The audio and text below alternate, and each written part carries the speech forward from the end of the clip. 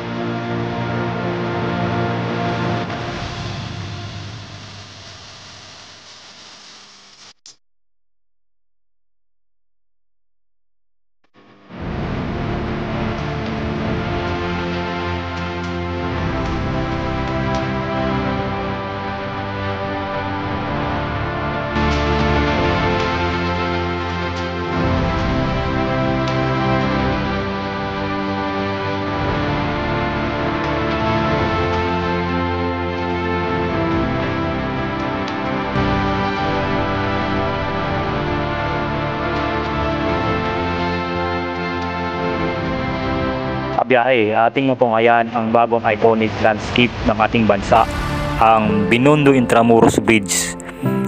Nabuo ang tulay na ito sa pamamagitan ng China at Philippine government under sa Build project ng Pangulong Duterte. Kabiyahe, bago magtapos ang video ito, ay huwag niyo pong kalimutang mag-like at mag-subscribe para lagi kayong ma-notify sa aking mga latest video upload. Maraming salamat po sa inyong panonood. At magkita-kita tayong muli sa mga susunod ko na video.